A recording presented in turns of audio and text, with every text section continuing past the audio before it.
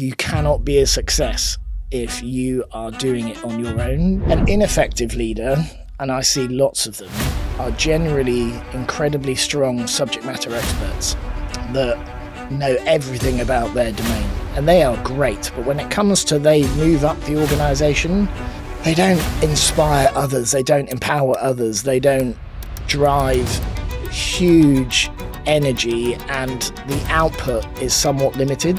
One mistake I see on a regular basis, people say that as a leader, in the first 10 years of my career, it was very transactional. And I'll talk later about the journey that I went on, but it was a very transactional skill set. Basically just doing what was in front of me, the best I could ever do. It was not about being strategic or being inspirational or thinking about the second and third impacts of a decision, and that's where I am today. So in that respect, the next 10 years has very little to do with the first. Which phase are you in right now? I am in my third 10 years. Okay. Do you think that's going to be a different skill set then that you needed in your second decade of working? Now, I would say from my second and third, I would say there are lots of the same skills that exist. I think there are inherent changes to both the tools that are available and the environment in which you work in, but the skills you apply to both the tools and the environment you work in are exactly the same. So your long-range planning, how to get the most out of people, how to figure problems, how to galvanize a workforce to motivate them, how to inspire at every opportunity. Those are the same regardless of the time that you're in. Once you hit a certain point in your career, that becomes a given. Yes, there's AI proliferation that sits there and changes the environment, but actually the same things that you apply around efficiency, even with older tools, is exactly the same skills that you apply today. You're just leveraging different artifacts that are available today to drive the same outcome. And those artifacts are completely different now than they were even 10 years ago. Massively different. The world in which I work today, I would say, has transformed more from the second to the third decade than it did from the first to the second. Interesting. So your skill sets, you think that are broadly similar, that get you through that period, but you're dealing with a completely different environment at this point. Huge. People and tech, so different. So different. Are you nervous about that? No. I love it. I think it gives me massive energy, massive passion. I've always welcomed evolution and transformation. I hate standing still. I hate being stuck in the mud. Those approaches on how you tackle new things make you successful as you move forward. Tell me about your background. Where did you start off, and where have you got to recently? So I have a pretty non-traditional, especially in today's world, a non-traditional start to my career. And I'll give you my concept of the tradition before I share the reason why it's different. I think lots of people that achieve leadership today come in through a structured grad scheme into a corporate business. Within that grad scheme, they are taught about different aspects of the business, so they'll do positions in different areas. They have instant impact generally because their exposure is quite high through this structured program. Mine was not that. I started answering the telephones back in the mid-90s in customer services. Had to deal with all of the complaints of the business, that the services that the cable company at that time provided. And it taught me a whole load of things about what the business actually does for the customer. But I had zero concept of what I wanted to do, how I wanted to go about it. So all I did was really focus on being the very best agent I could be, and learning all that I could learn. And I became a team leader within 6 months, and I was a young 19-year-old already being a team leader of people that were 20 years or 30 years older than me. And then after about a year, I realised that being swore at on a regular basis based on the services that you have to deal with is not the place that I want to stay. And I had to do something different. And this will make you laugh. It was before the internet. So it wasn't as if I could then go and look at the internet to find new skills.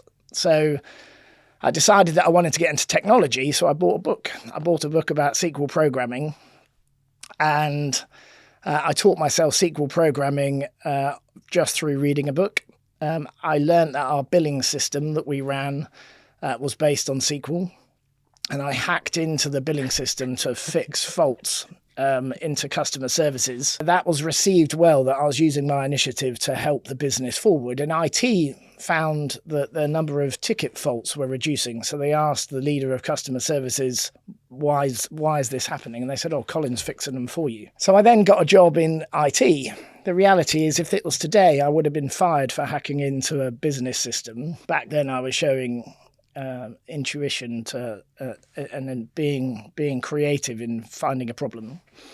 Started doing SQL programming, realised it was quite monotonous, quite repetitive.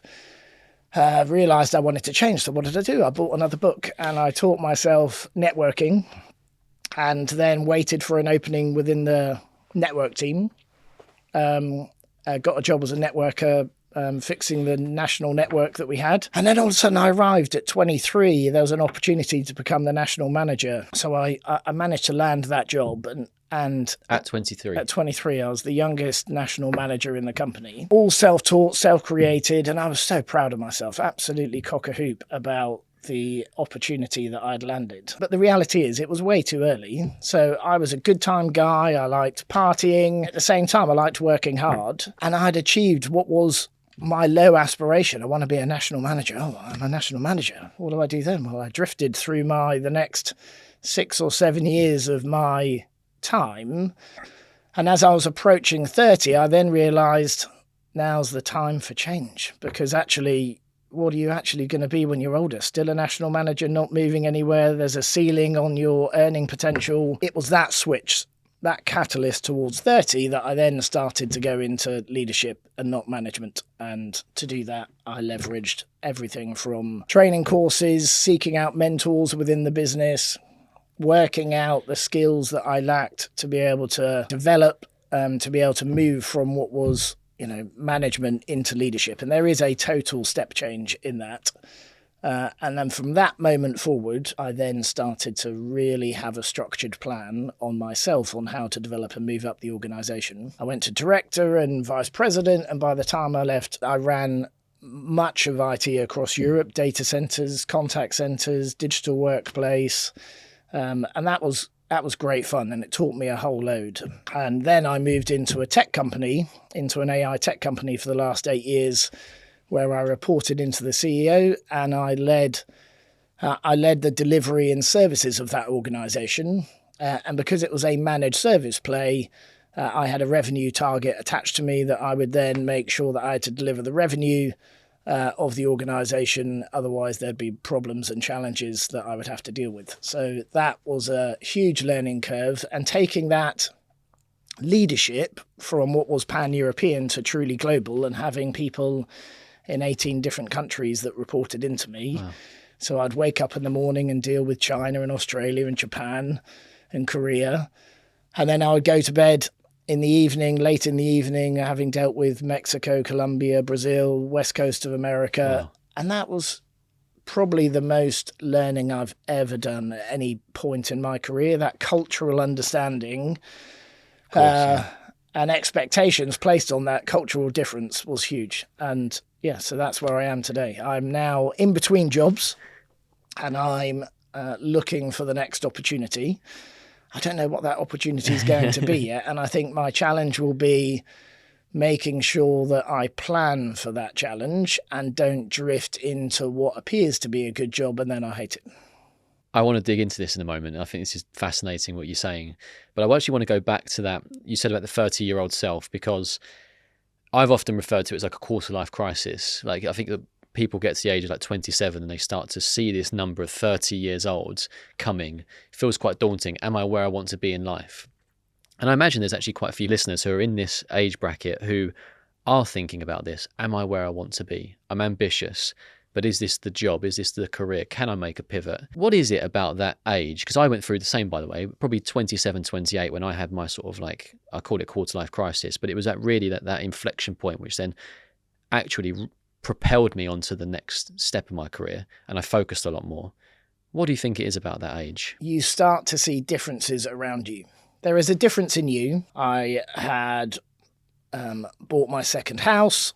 There were commitments now growing against me. I was still single.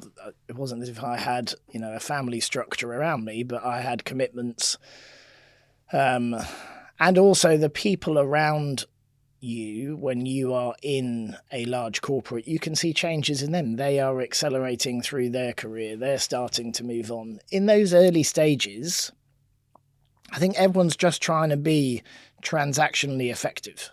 Very few people do you see in those sub 25 that are truly accelerating through leadership. Whereas the second stage of 25 to 30, you start to see movements taking place across your peer group. And it makes you think, okay, where am I? And you also see at this stage now, I think it's that change of being self-aware. I definitely became more self-aware at 28 than I was at 25 of where I am, my outlook, what I'm going to be.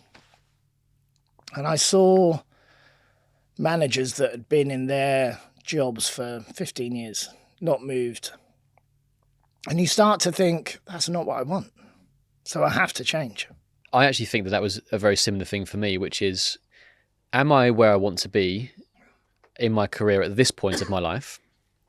But then also looking at people around me, because when you get towards that 30 years old age bracket, the people that are 10 years older than you actually feel a lot closer than the people that are like coming into their career. So like it feels a bit more tangible to look at those people ahead of you and go, actually, is that where I want to be in 5 to 10 years time?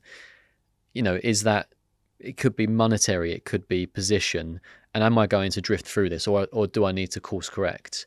And I didn't really course correct, but I definitely was more intentional. It sounds like you were as well. Like you said, you started to plan that out for the next 5 to 10 years or something. But how much, when you say you planned it, how much detail were you going into with your planning? Huge amount of detail to get me there. I think prior to that point, I had my PDP, my personal development plan, and I absolutely paid lip service to that plan. Of course, we all do, right? I had some, I want to be a head of department, I want to be a director.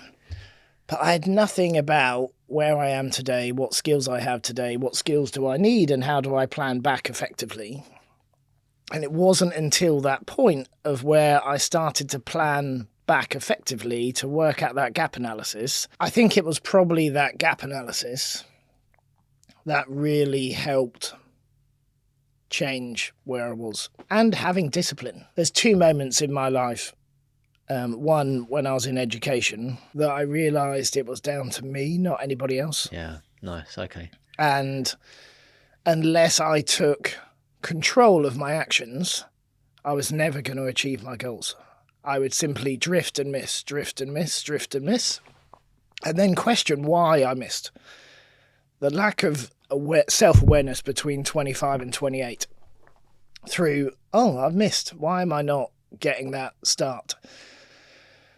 And that really changed the discipline, the self-discipline on spending the time on evaluating my own performance every single day.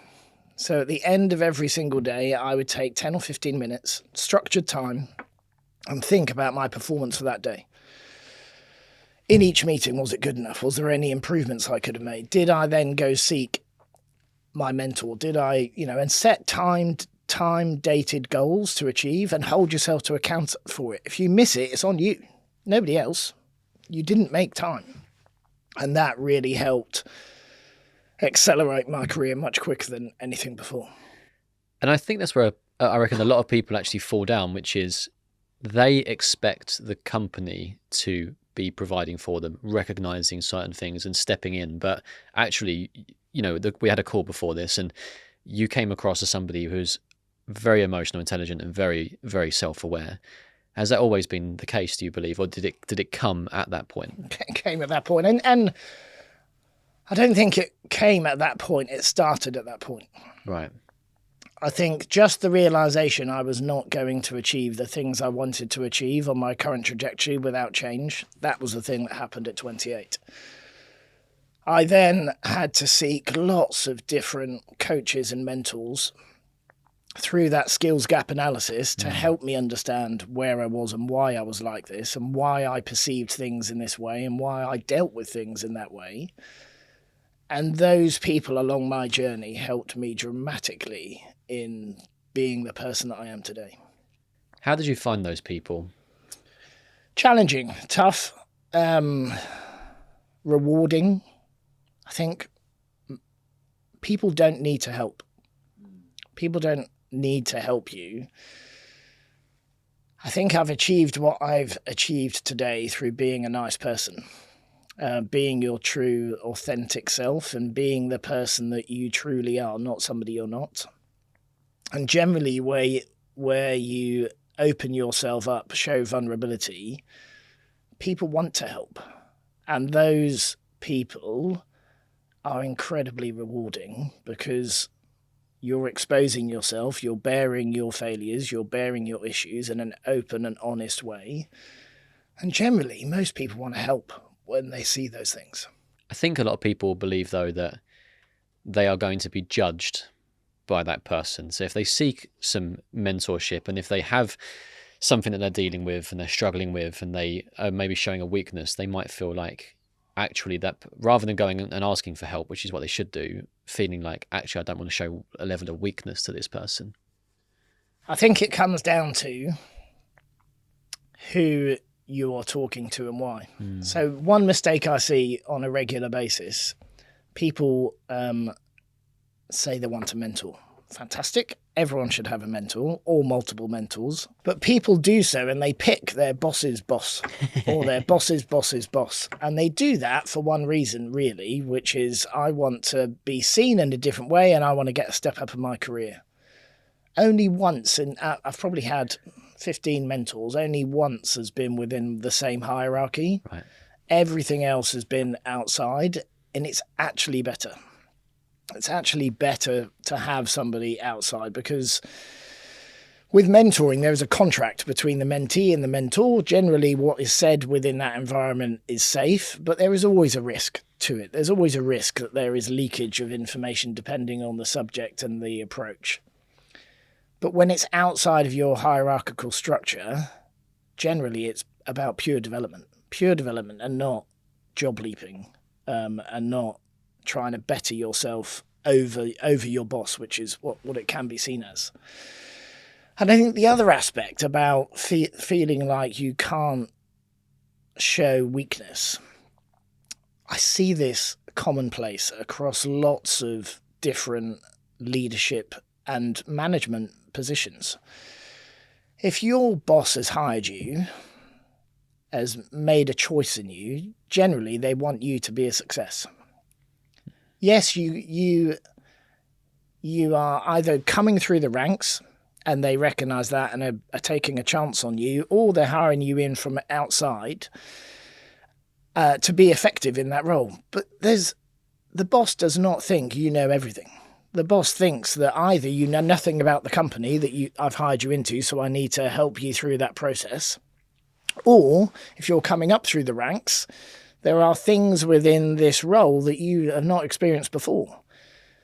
Don't think at any point I can't expose myself, because the reality is they want you to be a success, because if you're a success, it makes them a success. It makes them look good. Right? Yeah. And if they're seen as this massive team-enhancing developer leader, they are seen in an even more positive light on their own trajectory. I see it all the time. Oh, I can't ask. So they're quiet, and you can see literally the glaze over their faces.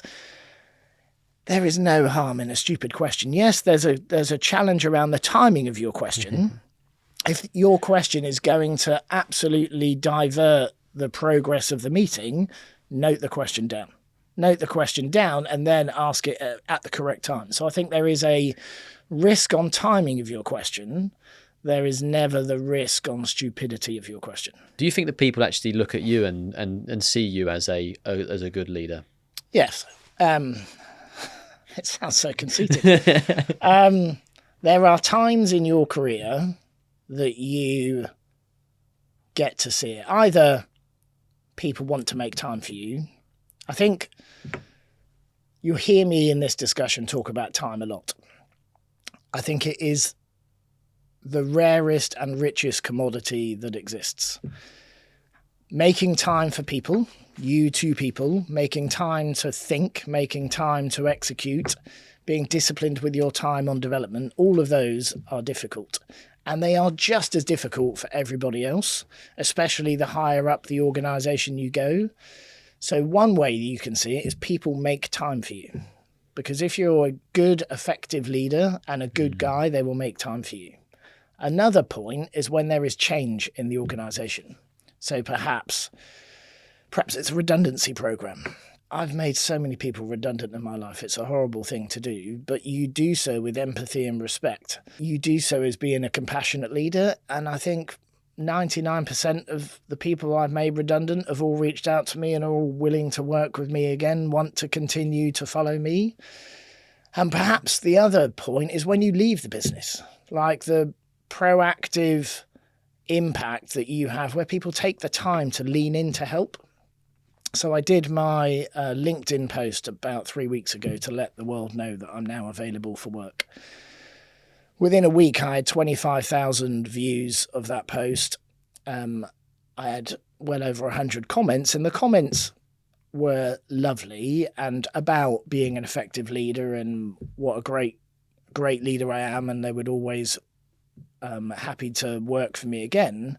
But the real tell is not just somebody giving nice words, it's when people put time in to then help. So the amount of people that have tried to be proactive and lean in to help me find the next role, I think shows that actually you can be a great leader and people feel the impact and want to help based on you've helped them in your career. You've spoken about time. Now, as you've progressed up and you've become busier and busier, you're managing more and more people, how have you been able to reserve the time, your time, to be able to then help people in all these capacities that you're talking about? I've struggled with it the most. I find it because there's two things about making time. It's being present. The worst thing is giving somebody time and actually not being present because they can see you, you're on your phone, you're thinking about something else, and they feel that. They instantly feel that. I've been in that situation. I know exactly how it feels, yeah. Yeah. And when you have a global organisation and you go to the locations to visit, trying to squeeze in time to actually do your job is incredibly difficult. And for me, I then cheat myself. So I wouldn't necessarily recommend this. These are not words of advice. But I reduce my time considerably. So when I'm at home and away, to make sure that I'm doing that, I reduce the amount of personal time I have. And I will always, if somebody says to me, oh, have you got 5 minutes? It might not be 5 minutes now, but I will absolutely make sure that I give them the 5 minutes or the 10 minutes or the 30 minutes, whatever it needs, that day or the next day, to make sure that I commit and follow through. And that impact has a negative impact on my family life. So my wife will tell me, if she was sat here, she would be being very negative towards the time that I then take away from my personal life to be effective in work. And I think that's it. I think you end up, there is a balance. There's only so much time in the day. I'm always disciplined around making sure that I have enough time to do the job. So I create air gaps between meetings. I try and stick to them, to close down actions, to follow up on the priorities of the business. But making time for people is a must. Because the reality is you are not alone. You cannot be a success if you are doing it on your own. The only way you can be a success is if you inspire, motivate, create energy in the business. And to do that, they need to see you. Is that what you believe is one of the biggest levers to being an effective leader? Yeah. Absolutely. I think an ineffective leader, and I see lots of them, are generally incredibly strong subject matter experts that know everything about their domain, and they are great. But when it comes to they move up the organization, they don't inspire others, they don't empower others, they don't drive huge energy, and the output is somewhat limited. Don't get me wrong, they can still be incredibly valuable to the organization, but they should be in a point of subject matter expert delivery. Mm-hmm. Perhaps, a single contributor, not a leader of the business. And there is a complete difference. The most effective leaders in the business are those that are able to context switch incredibly quickly, inspire and motivate others, and be their true, authentic self. At the end of the day, people follow people. They don't follow rules and regulations. They follow people. And if you are the true person and show yourself with all of your vulnerabilities and all of your failures and all of your challenges, people understand you much, much easier and can be more effective. The people that, again, I struggle with when I think about are you an effective leader is those that try to make something of themselves they are not. And they manage upwards incredibly well, and you see this beautiful, effervescent and engaging person, and yet they are horrible to the people below them. Yeah, okay. That's not inspirational. That's not going to garner trust and support. So unless you're able to be your true, authentic self, of course, your authentic self might not be as polished as it needs to be in the workplace, but you can still be your authentic self with a bit of polish. It doesn't need to be everything as colourful as you are outside. But people need to see who you are at all times. Whose job do you think it is to, because I completely agree with you here that, and this goes back to almost like the skill sets that go from the first 10 years to the second 10 years, or what got you from A to B isn't what's going to get you from B to D, for example. But like, whose job is it to recognize that some people are really effective at what they do, and that even though they've been in the job for a long time and we measure our progress, I think, by these incremental steps up in our career. And I think that some people almost just naturally go up this ladder into leadership positions when it maybe isn't actually their strongest skill set, but they might want it. But I'm not too sure anyone's ever told them, like, this maybe isn't the most suited position for you. And that might be quite demoralizing because it might mean they start to look elsewhere, etc. But whose job do you think it is to recognize the skill set of individuals and where they are best positioned in a business? I think it's probably threefold. The first is generally yourself. Go back to that self-awareness and self-discipline. A lot of people do not have it, especially in the levels that they should have it, especially as you go into leadership. So a lot of it is down to yourself. The second is your line manager. So what generally happens in lower parts of the organization, the person that is your line manager should be able to see talent and recognize talent and nurture talent and provide the skills and capabilities to enhance. But when you are truly in an executive leadership position, so very senior in the organization, you are often looking at talent in different parts of the organization, and finding ways to either bring them forward in a completely different role because you can see the skills that they have. And I've moved people from very left field roles into a completely different job and a completely different structure because I've seen the talent that exists around problem solving or communication or dealing with things under pressure. And equally, if you see a person that is not exhibiting the behaviours that you would expect as a leader, spend time again with that person. Often they are not aware. Going back to that piece around self-awareness, people create a false narrative on who they are and where they are and how good they are because no one's ever had the tough conversations on this is not the truth. These are the challenges that you have, and these are the areas that you need to focus on to be the person that you want to be. Don't do it in a way that smashes down their foundation and they crumble. For me, it's a development opportunity. So you do so in a hold the mirror to them, show them the examples of where, situational examples of where they could have been better.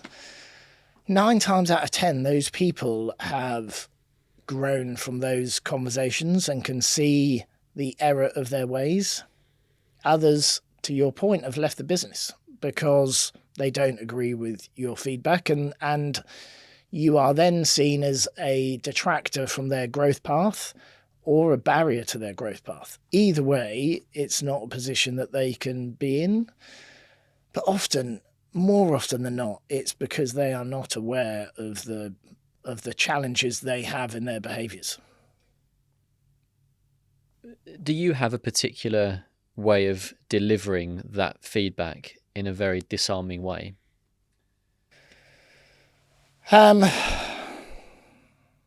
Always one-to-one. I see so many people live in the moment, and living in the moment is generally the wrong environment.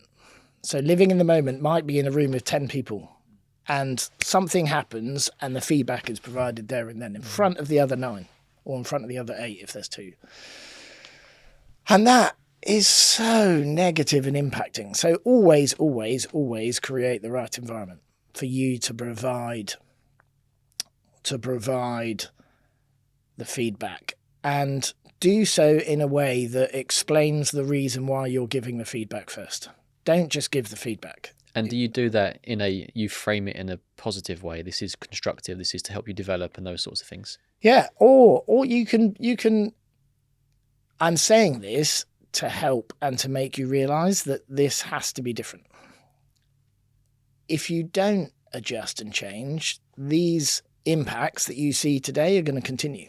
And actually, they can't continue. It has to change for these reasons.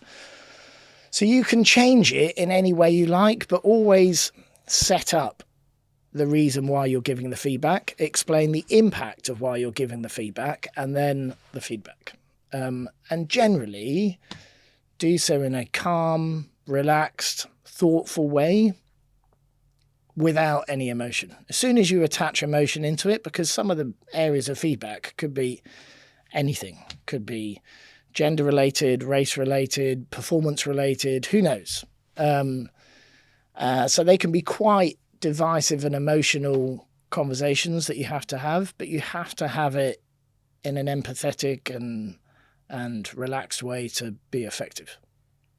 What I find really interesting about careers and business is that I've actually interviewed some people on the podcast before who were former professional athletes, and what I've actually noticed is that people that had a high level of athletic backgrounds when they were younger or have gone into professional sports are actually really effective in business and in their careers.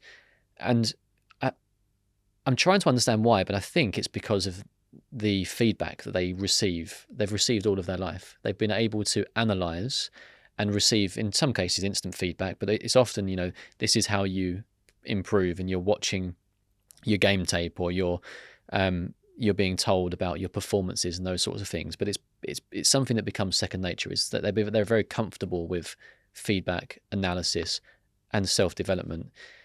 But we don't necessarily create that same culture in the workplace, to the point where I think that now feedback is actually something that a lot of people fear giving.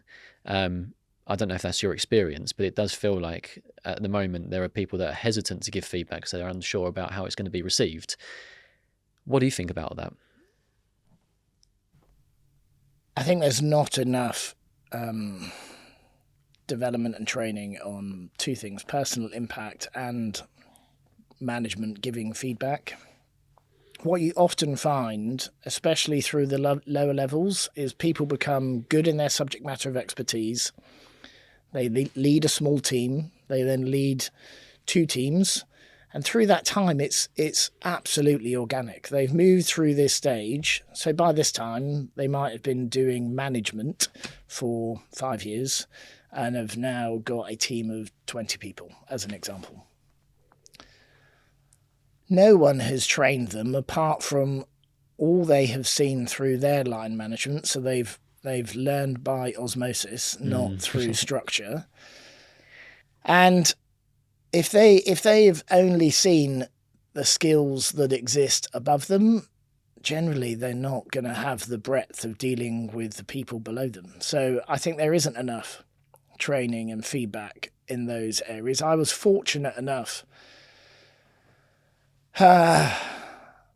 in that time at 25 to be able to access more training and more development, because as I moved towards that 28 period, I started to happen of where I'd done that gap analysis, and I was able to access those training courses. And there was a big thing about personal impact. My own perception of my personal impact was so different. So we're sitting here today in front of cameras having this recorded. Some of the biggest impact of my personal training was having yourself recorded. Of seeing how you came across, especially in situations. So you would be set up in various situations that would be designed to push your pressure points, and see how you would react and see how you would deliver information. And it was eye-opening of seeing your true self rather than the self that you think you are. And that helped me so much. And then the feedback training of how to deal with very difficult situations, I had access to some of those training courses, and that helped me no end. I think it's a real miss in 90% of the organizations I see. And it's because by the time they arrive at management, which they've achieved through organic growth, they think they can do it. This person's been a manager for 5 years. Why do we need to invest in the foundations of management? Off you go into leadership. No, sense check that capability, because without it, you have a bunch of disengaged people beneath them, and that will just grow as they grow through the hierarchical structure. And then something, so going back to what you said earlier on about when you got to those positions where you're reporting directly to the CEO, where you've got these big budgets to or targets to achieve, then you've got sort of your own agenda going on there, because you know how you have to perform. There's a different level of pressure, I'm guessing, in those situations, and you also have to try to be an effective people leader as well. Yeah, it comes down to time. I think there's one other thing that comes in at this stage of leadership, and that is seeing the bigger picture. When you go through your career, you'll sit there and have a conversation with your boss, and you set out your 3-year or 5-year strategy. It's very clear on what you need to achieve that strategy. Of course, there's changes in the business that might mean there's more or less money available for you to deliver the things that you need to do, or perhaps the business slightly changes and you have to change your course and reprioritize.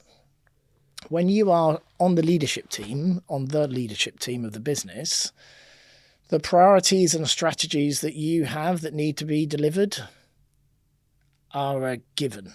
You have to go and execute upon that, because that's what the shareholders and the board are expecting.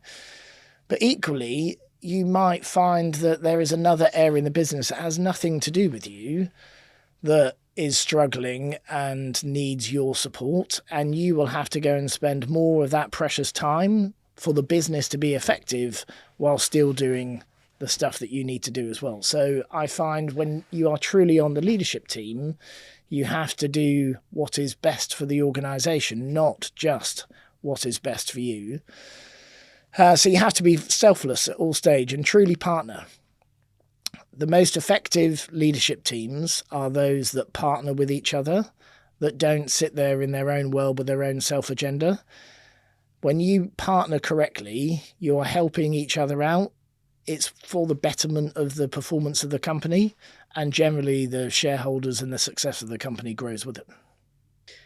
When you talk about partnership, who are you partnering with at this point? Your peers, the non-exec board, perhaps the investors, and then you are, and the CEO, your boss.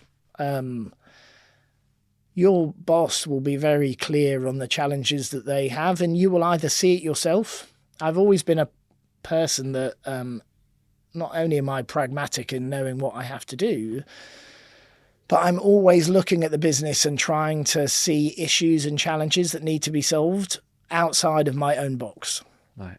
And with that, if I see issues and challenges where performance is a problem, in whatever guise it will be, top line growth or bottom line cost, I will bring those opportunities forward and discuss them in a partnering way with my peers on how to try and solve a challenge, and then build a plan and execute that plan to fix that problem. And that's been the same all the way through my career. Of if you are given a job, whatever the job may be, you can be the best at that job, but you'll only be that job. For you to grow and for you to be effective in a business, you have to look outside your box. Especially easy adjacencies, like at a lower level, adjacencies of your box, how to be effective in those adjacencies, continue to help drive the business forward. And that same skill set of looking at issues is the same at a leadership level. They're just much bigger, take much more time, much more pressure. How do you deal with that pressure? Very rarely in a leadership position are you asked to make a decision on the fly with no planning and no information. Of course, those situations take place. They're few and far between. And when they do, you rely upon your experience and your judgment and your history of getting you to the position that you are.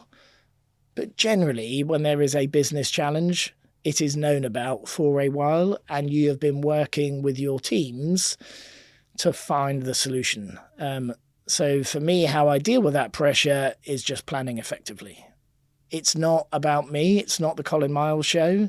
It's making sure that I've worked with the people in my organisation or the rest of the organisation, if it's a cross-functional issue, on listening to their issues, listening to what they think is best, doing your own research, and working together to come up with an agreed strategy and execute it. Of course, you're nervous because the impact of the decisions that you have at a leadership level generally means the company performs better, performs worse, people lose their jobs. So it counts, like it absolutely counts. But by putting the planning in to the decision, you just stand by it. And you also know that you're not going to be right all the time. That was a big step change, I think, for me, knowing that I'm not right all the time and I cannot be right all the time. How do you deal with failure is a bigger lesson as a leader than it is as a manager. Because generally as a manager, it's, I just need to know that widget better. It's a skill set change. Recognizing when things aren't working as a leader and acting quickly rather than, there's an adage in business that you give birth to an ugly baby and that ugly baby lives on and you feed the baby and grow the baby. The reality is it's an ugly baby. And you should have realised that to start with and dealt with it in a much different way.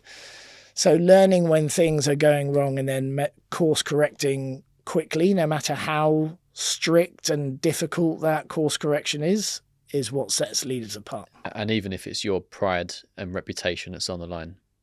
Yeah, being big enough to say, look, I got this totally wrong. This has lost us X million. Has it happened to you? Yeah, it happened to me quite early on in my leadership. I was not reporting into the CEO. I had a very large budget and I went the wrong direction, and it took me too much time to recognise that I was going in the wrong direction. The project was a failure. We lost money.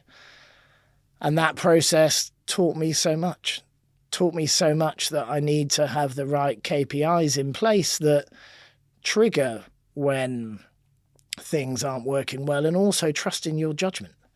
When it's not going well, challenge yourself on why and have you made the wrong decision, and be bold about it.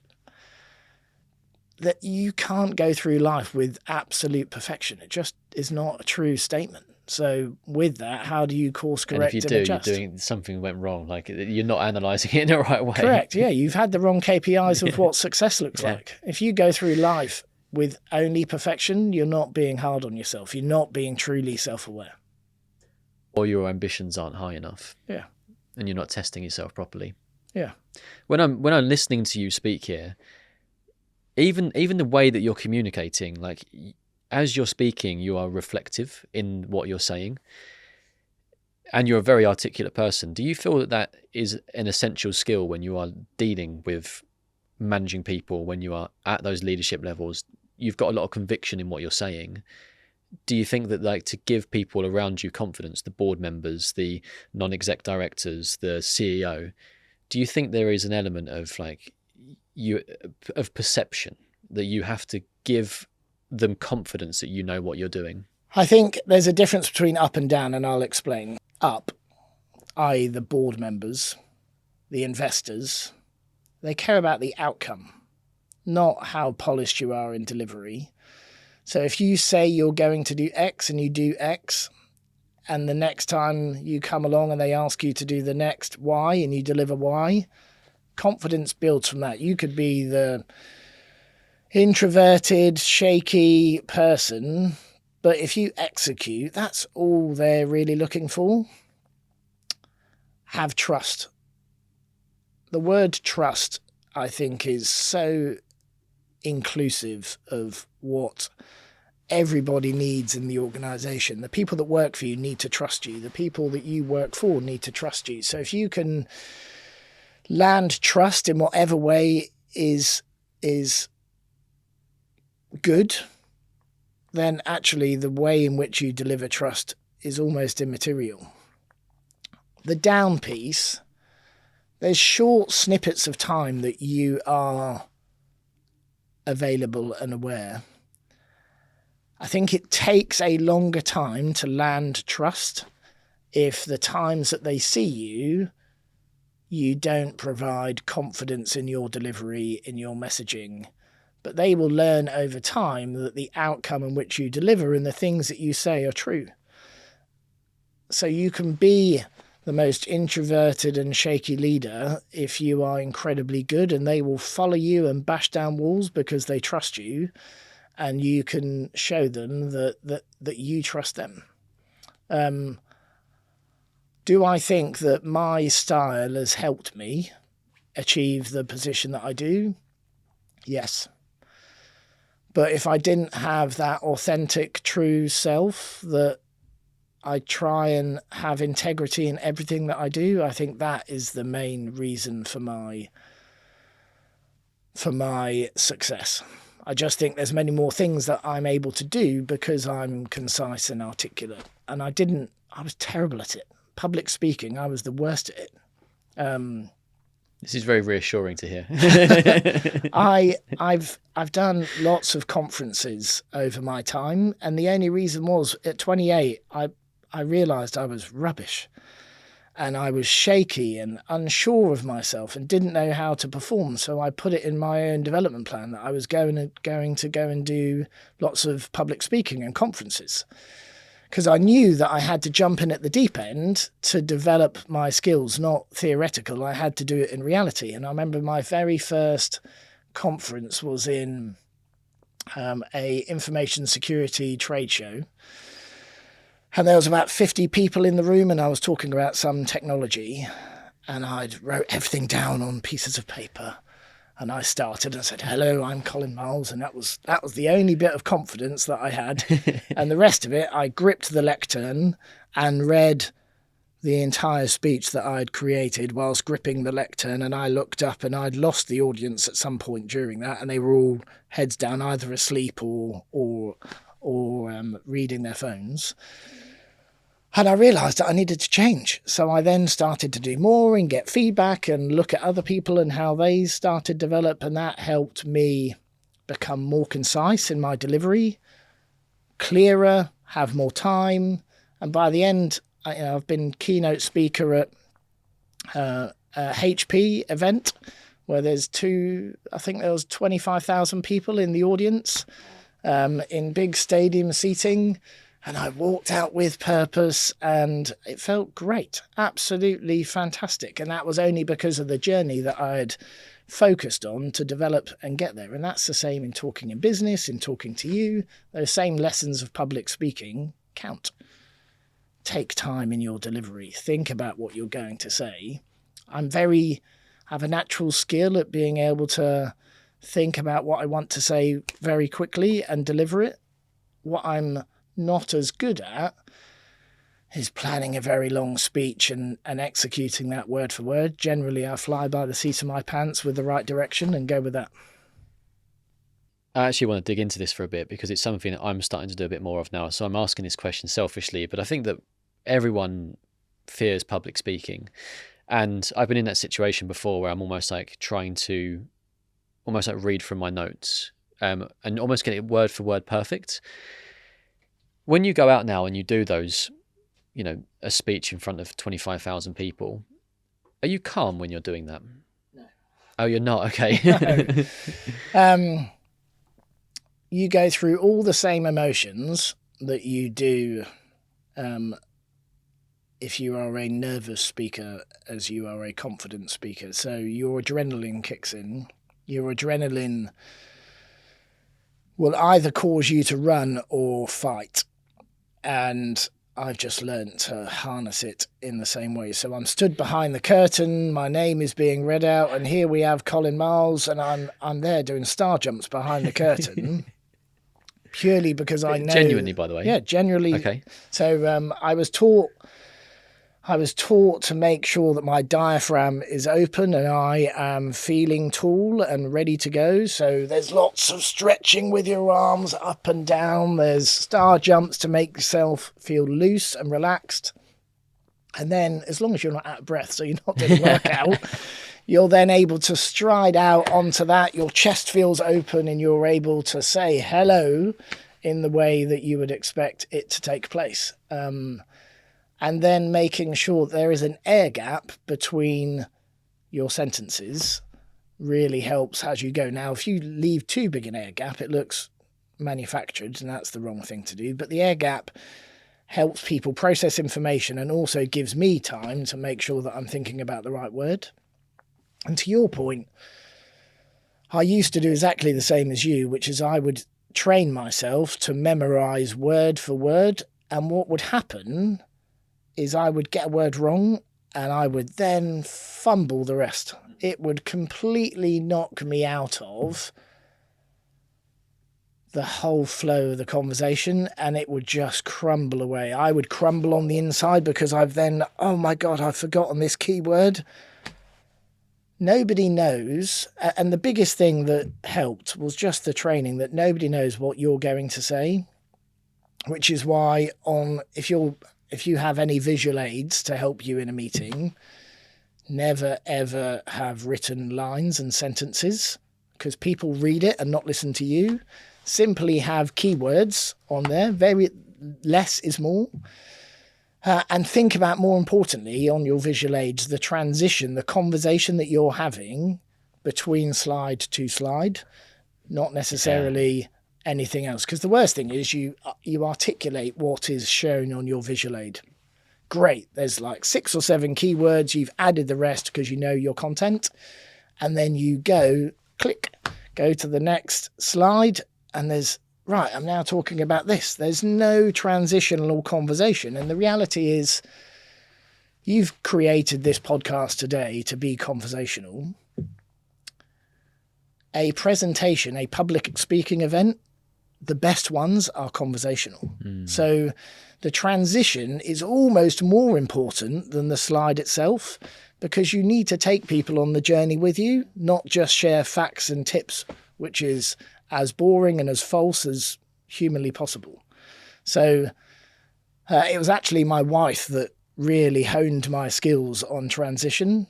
And she's not a proven public speaker, but she recognized the challenges I had in my delivery and helped me through it. And that was probably the most transformational public speaking thing I ever had in terms of thinking about a transition and making everything in life a conversation. How did she do that? Because I was sitting there practicing. It was I was a keynote speaker at VMware, so I had some visual aids, and I was speaking about one slide, and then I was on to the next, and she was like, "Wow," because I was there practicing with her the night before, and she went, "That feels really abrupt." I said, "What do you mean abrupt?" She goes, "Well, you've just taken me on this topic, and now you're on another topic, and I'm lost. Why have you changed topics?" Oh yeah, I need to be able to take you on the journey of why it happens and be conversational. If you can't buy your wife in, you're not going to buy the audience in, right? Yeah, 100%. And she's able to give you that proper feedback. Like all public speaking, the best times are those that you practice. Just like decisions in business, planning is always the path to be effective. And in public speaking, it's the same. Like plan for your presentation. Make sure that you've had rehearsal time with yourself. Be disciplined about it. Give yourself the right timing. Make sure you're not warbling on and wandering around the room that becomes ineffective in the way they receive the information. And get a couple of friends to ask them what they thought. Make sure they're honest friends that are going to tell you when you're rubbish. Yeah. See, the thing is with me is that I'm probably my own biggest self-critic. I did a presentation recently, and the feedback I had was that it was very good. I felt really nervous when I was doing it, but I had deliberately prepared the slides to go on this story, and it was all about what's going on in the world. It was actually, funnily enough, we were recording this at the start of March 2026.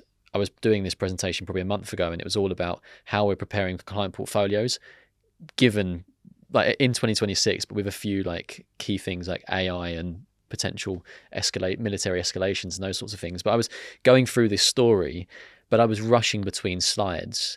And actually, I recognized it in myself that as I was speaking, my mouth became really dry, and I was rushing.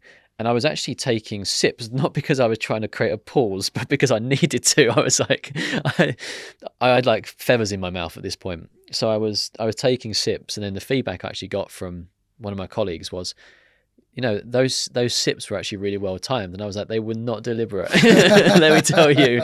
But I think that was also something which, like I said, I'm very self-critical and I'm very self-aware. And that was actually a lesson which I've taken away from it, which is I got the story part right, which was like taking them on this journey, but I rushed through it, and I probably didn't know necessarily the transition between the slides, and actually just to slow down a little bit and let the slides land with people, let what I'm saying land, as opposed to trying to get this done as quickly as possible so that I can sit down and not feel this immense pressure of standing in front of people. Yeah, I think it is a common journey that people go on in this situation. I think in a conversation, you would have two-way feedback. When you're doing public speaking, it's only two-way once your presentation is over. Generally, you ask questions at the end, it becomes two-way then. But you can still make it two-way without getting them to speak. So by you turning towards the audience, so say you're looking at slides or the visual, you're trying to get across your point, moving around the stage to bring them in, having pauses while you're looking at them after you've landed one of your key points. Just give them a second. It almost feels like the energy is coming back at you, and you can build from that and on to the next point. Or almost answer the question yourself, which may sound a little crazy, but by adding a few yeses in that situation, yes. And we can see that we can build from this. It creates a false two-way, but it builds the energy through your performance. And the reality is, it is a performance. But again, always try and be your true self in your performance. So I always find humor works massively. Self-deprecating humor, even more so. Like that's very British, that is. Yeah. Isn't it? I just think some of the best speakers around the world, the small, tiny, self-deprecating facts about the journey in, or the way you woke up this morning, or you missing something, whatever it is, it just makes people feel more relaxed because you get a small ha ha ha ha type thing. Don't make it false, made up. You need to be relevant and, again, be your authentic self. Sometimes I have to taper my authentic self because I'm a bit too colourful for people to take in. I actually when you said about your wife helping you, and I was a best man at my best friend's wedding once, and it was the day before. I had this speech perfectly prepared, and I had the little slide cards or whatever to like guide me through it with some bullet points on and some words. And I was rehearsing, and it was Julia, my girlfriend, who turned around, and I didn't plan to rehearse this in front of anybody, which would have been a fatal mistake. And she said, well, do you want to do it in front of me? And I was like, no, not really. And she was like, look, do it in front of me, because if you can do it in front of me, you can do it in front of other people. And I did it in front of her. And she was like, whoa, slow down a minute. And that feedback initially was quite hard. But then I realized that I was going too fast. And she was like, look, you've got some really funny moments in here. If you're moving on to the next topic too quickly, it's never going to land. Take time. No, and almost like put stars next to it. This one's the one where I'm going to leave the pause now. And that was really hard. But again, it went really well. And you said the word energized. Like I came away, I was shitting myself. I couldn't even eat my dinner that day. And when I was very nervous, did the best man speech, and it was over far too quickly. And I really wanted it to last longer. And it was one of the best feelings I've ever had. Yeah. Which is insane when you think about how nervous you are going into it. Yeah, I agree. I think I've been best man a few times in my life. The very first one was terrible. It was terrible. I was young. This was back in the year 2000, and I just rushed the speech in the same way. I felt nervous. I think everyone else thought it was okay, but I was, to your point of being self-critical, I thought it was awful. I was uncomfortable. I didn't practice. I didn't have all the training that I had today. Yeah. I felt sorry for Ginger Nick, so I apologise for listening, Ginger Nick. Are you someone that's always been naturally very self-aware and into we mentioned self-aware earlier. Are you someone that's been always into self-development, self-improvement? No. I was born in a small town called Ilfracombe, where it's on the North Devon coast. And the reason that has relevance with this question is it's quite a relaxed place. Like, there is no big industry. If you wanted to get a job, you'd get a job in the hotel or the accountants or on the high street or the builders or whatever you're going to be. And their work-life balance tends to be incredibly good. You if it's a summer's day, you're trying to finish early to get down the beach. There is no self-awareness in that respect. And, there is no large career opportunity that you have to hone your skills in. And I had that same mindset when joining the cable industry. I was just here to do the job that I could do.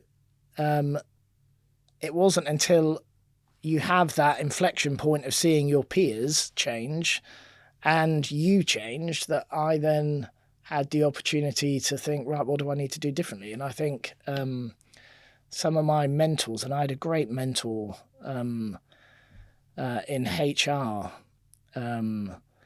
who really taught me about self-awareness and the lack of self-awareness that I had. Really? Yeah, because I thought I was incredibly good. And she explained to me of why that was such a false narrative that I told myself. And it was probably one of the most hardest hitting relationships that I'd had. But it was done so in a totally safe environment. There was no hierarchical alignment. And often I was brought to tears afterwards through literally the gigantic gap, the chasm that existed between the reality and my perception of my reality. And that, for me, I look back and that was my biggest change of becoming self-aware and then being disciplined about it. One of my questions I had for you was, what's the best piece of like financial, business, or whatever career advice that you've received? Would it actually be from one of these moments, or do you think it might be somewhere else? No, definitely one of these moments. I think in terms of my own performance, it was probably that, which is truly what self-aware means, but what you do about it, the discipline attached to being self-aware. I think lots of people have an element of self-awareness, but they don't attach the discipline to then truly change and hold themselves to account to change. And that's the piece that lets them down, and that's the disconnect. So for me, having the discipline attached to the awareness, and then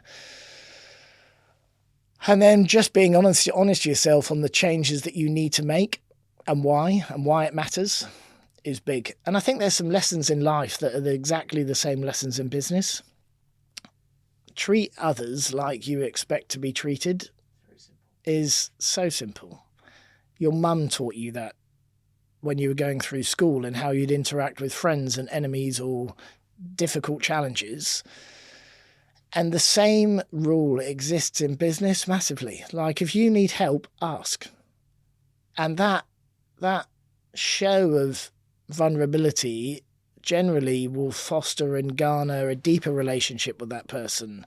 And often they will show their vulnerability and help and lean in. Of course, you're going to get a small minority of people that are truly out for themselves and will use that vulnerability against you. But honestly, my experience, and I've worked with thousands of people, is that number is so small. By showing your true self and opening yourself up with confidence on your weaknesses, generally they all want to help. I heard something on a podcast recently, which I think links into this very well, and it's almost like a way to reframe it, which is, if you were watching a movie and yourself was one of the movie characters, what would you be telling that person to do in that moment? And it's like, if you see them, struggling with relationships or work situation, you go, well, go and ask for advice, go and ask for help. But it's very difficult for us in those moments to actually do it. But almost like bringing yourself out from a third person perspective helps you to, or what advice would you give your friend in that moment is another one as well. Yeah, I think people often, there's a real fear of exposing the unknown or your perceived area of weakness. And it's a real personal barrier that exists in many people. They revert to, what can I find out myself? Either through the dawning of ChatGPT, so they'll ask a large language model their problem and can it help? Often not. Or they'll just Google through traditional methods to try and find different data points to give them a different perspective. And that will only get you so far, because the situation and the challenge you have is specific. And generally, you get a generalized response from a search engine or a generative AI answer. And the person that can help you, that you've got a barrier against, is the person that will get you the best answer. So I've often found getting over yourself and having the confidence and trust in someone by offering them trust will help and garner the outcome that you desire much more. You spoke about discipline a few moments ago, but you also spoke earlier on about not necessarily having the same discipline in your family life. Do you see that as an area of almost like a weakness in yourself and something that you try to also improve? Or do you think that it's actually quite difficult to spin all these plates and be effective at everything? I think I can be much better than I am. And if you are really disciplined 100% of your time throughout the day, I think you can do all the things that I've said. And I am not as disciplined as I should be. And that means I get distracted by things that are less important, not priority. Perhaps I know it's going to be a good thing, so I'll go and do that over there, and that will feed me energy to go tackle the difficult challenges, but that's wasted an hour of my day. And really, I've given up an hour of my time with my children or my wife or my own self-fulfillment. So the answer is no. It is a development area for me with my family. And I know the answer to it is being truly disciplined with my time, and I will be more effective in it. I try to, going back to when I was at Affinity and having that global job, that job, if allowed, would not see me spend any time with my children whatsoever. Wow. Because there are customers around the world that need your help. There's teams around the world that need your help. And because it is a 24-hour company, and most global tech companies are a 24-hour job, you could happily just live in that world and you will just see everything else without you realising crumble and fall apart. So what I did with Affinity is I would get up at 5 a.m. or 6 a.m. and start my calls with China and Japan and Australia, get that done, finish by 7:30, go and take my children to school. So I would have that time in the car with them. And then I would come back home if I was working at home that time. And I would then make sure I finished at 6 or 6:15 to go and have dinner with the family. I would have bedtime with them, and 7:30, 8 o'clock, I'll be back working again. So I'd carve out these times to engage. In some ways it felt false because I was, still thinking about work sometimes if it was a high pressure situation and coming in, and it was visible. Like my wife would moan at me and my children would feel like I'm, not really there. That was difficult. A difficult time. And it again comes down to discipline. I know there are leaders out there who are way more effective than me. And I see dads that are much more effective dads than me. And, my youngest says to me, "Oh, Dad, you're the best dad in the world." And I have to correct her and say, "I'm sorry, I'm not the best dad in the world. I'm okay, but I'm not the best dad in the world. There are, you've got a bit of a short straw. There are more dads out there, and I see them. And they are more loving and they have more time. So I do a good job, but not the best I can be." So in your next role, are you looking for more balance, do you think? Are you looking to go foot to the throttle again? It's funny. I had this conversation about 3 weeks ago. I was having it with someone and my wife was listening, and they asked me this very same question, and my answer is, it's me. It's what I do. The job could be single time zone. I would still go and work 60 or 70 or 80 hours in that week to be the best I can be at what I do. That's who I am. And she went, oh, some self-awareness. Well done that, you realise that this is you and it's not the job that causes you to be this. It's, the job, many jobs don't expect you to work 70 or 80 hours a week on a consistent basis. Yes, there is an expectation that you work more than your contracted hours, but they don't expect you to double your contracted hours. It's within me. So I think I'm going to do the next job and I'm going to go foot to the floor because that's what I do. I have no idea what that role's going to be, but I'm excited about what it could be. When I listen, the podcast is called Ambitious Minds, and I find that everyone who sits in that seat there has that same mentality, and it's same as me as well. And maybe it's because I'm gravitating towards people that have a similar sort of mindset or work ethic, but I have a very busy job. How did I make that busier? I go and launch a podcast on the side, and I've been doing that for 2 years, and sometimes it feels exhausting, and I feel perpetually guilty that I'm not investing as much time in my parents and my family and with Julia and the dog and those sorts of things. But I find it really fulfilling, and I don't think there's a switch that I can turn it off or dial it down. It's innate. And I'm sure that someone's going to go, like, listening, you should go to therapy and try to understand what this is. But but I've always had it. Probably aside from when I was in school. I think when I left school was when I started to really lean into the things that I was interested in. I don't think school was necessarily for me. I was being told what to do rather than now I do all this stuff for fun. And I find it incredibly fun, but I also find it incredibly exhausting at times, and not just from a like physically exhausting. Like you get to a point when you're like, that's been a big week and I need to actually decompress. And sometimes I end up just like collapsing on a weekend, just feel like I need to chill and just like literally go and sit in a coffee shop and read a book and try and think about nothing for a while, or sit on the sofa and just like, got through that week. Yeah, that will change when you then have kids. And it's going to get even harder. And the decompressing part is not available. No, and the reality is you are then cheating them based on your own situation that you've put you through. So in my time at Affinity, you would have those weeks of working at home and 70 or 80 hour weeks, and then you'll have time when you're on international travel. So generally 1 week a month I would be overseas, perhaps 1 week in America or Pakistan or Turkey, wherever I needed to be. And you're working 70 or 80 hours there, then you combine that with the travel impact, and you come home and you can't show that you're tired because your kids have missed you and they need to see the fun and the engagement from you. And inside you're like, oh, I'm so tired. And you can't show them that. So it becomes even harder.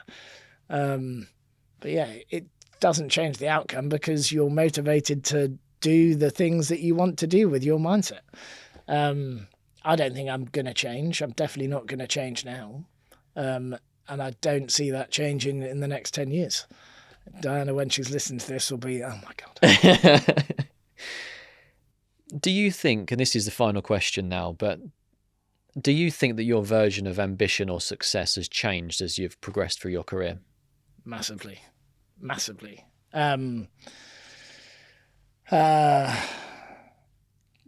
When I first started my first job in customer services, I just wanted to be the best agent. So what did the best agent mean? Okay, so there were some very clear KPIs. They were taking the most calls, the highest NPS, Net Promoter Score. They were the highest callback resolution rate. Whatever the KPIs were, I absolutely smashed it out the park. I had the highest overtime record, purely so I could take the most calls, hit the biggest KPIs, do all of those things. And my ambition was right in front of me, one step after another, be the best that I could be, not really transactional. I didn't really understand business. I definitely didn't understand the role of C-suite. And my ambitions were to continue to get on and be effective and find ways to get through life. And now my ambition is truly focused on being the most effective C-suite leader I can be, whilst at the same time making sure that the happiness at my home is everything that I need it to be. So when I think about wealth or success, it's baked down to the time that I spend with my family. Is that fulfilling? Am I providing in the right way for them? Are they happy? Am I giving everything that I can for my children and my wife and me? And if not, what am I going to do differently to make that happen? And I think being grounded on that and not single-minded upwards and onwards is the thing that makes you more rounded. And do you think to do that you have to just be more present and understanding what you're doing with your time in those moments? And we can never be perfect. I think it is about being present, but I also think it's about there is an element of true wealth attachment in that. Am I able to provide the things for my children? My eldest is in sailing club, so she is learning to sail. Am I able to provide for her to do that? The schools she's going to, the right ones for her. All of those have a natural pound attachment to it, which is why you need to assess all the way through it. But it's not about pure pounds, it's about fulfillment. And if you are not able to provide fulfillment for yourself, your family and others, you're doing something wrong. And if that could be, you shouldn't be in that C-suite position. You should be taking a step backwards because the time pressure in you doesn't enable you to be the person that you want to be. Be honest with yourself. So what do you think your next role will be? Great question.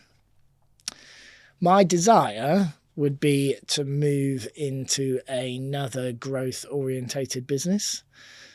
I like building revenue and growing an organization. I would love it to be global, because I think I've experienced lots of leaders, and I think there's very few that can do it truly at a global scale and understand and deal with the cultural differences, and there are many. I could spend hours talking about the cultural lessons I've learned over my career, especially in Affinity. So I would love it to be global, but equally, I am happy as long as the role is going to be challenging for me, so not easy, and the company has the right culture.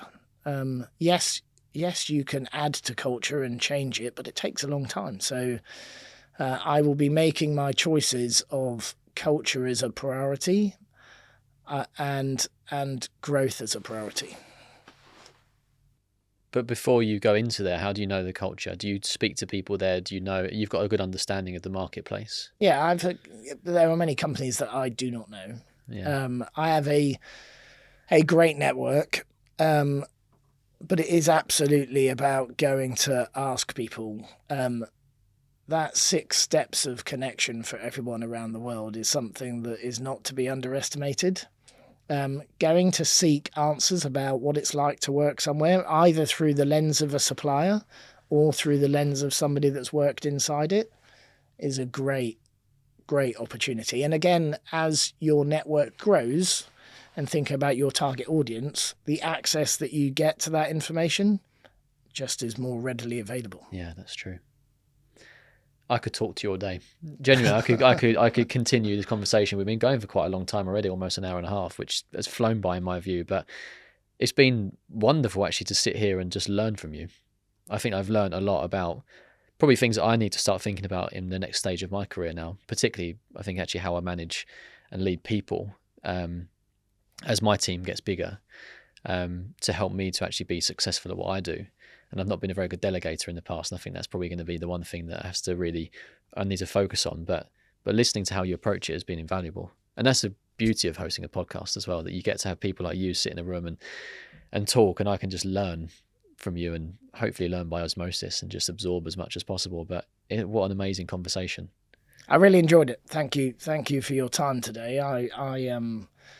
I enjoyed being able to share things, and I'm sure there's many things that I'll reflect on thinking about that performance reflection, that I'll think, I didn't say that and I didn't say that. Is there anything that you wish you had said?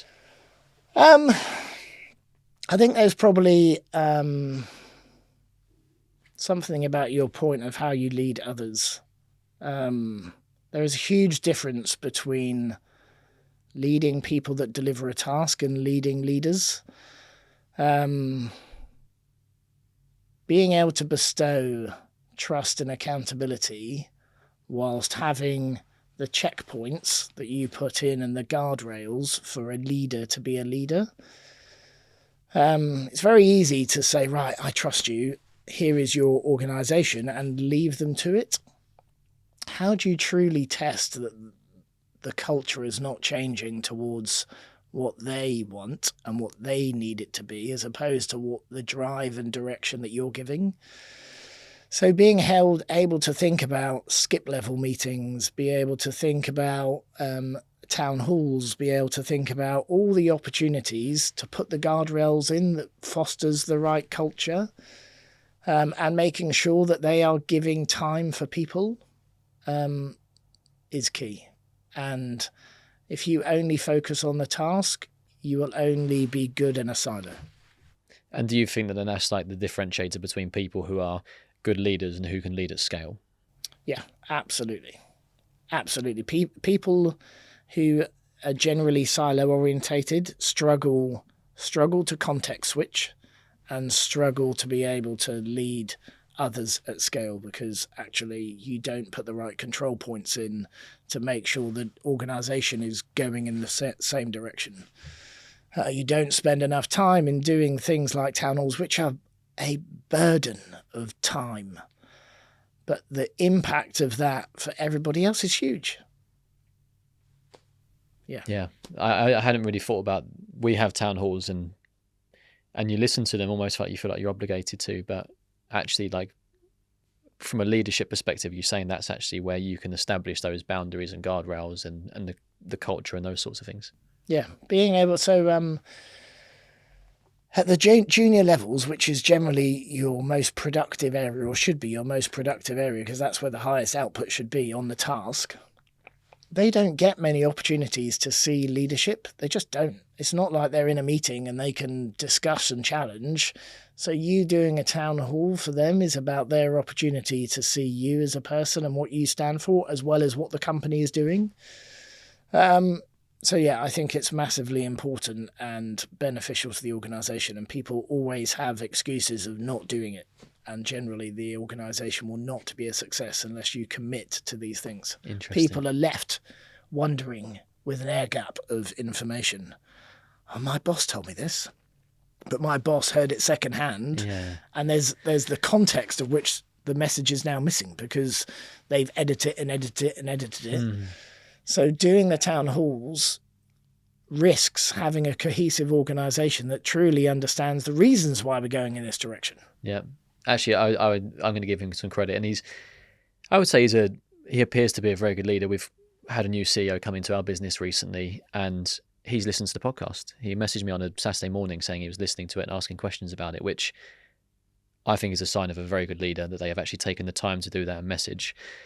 But he's established some like core principles, and every town hall that he goes on to, he repeats these same messages, and it is this, the phrase is, invest well to live well.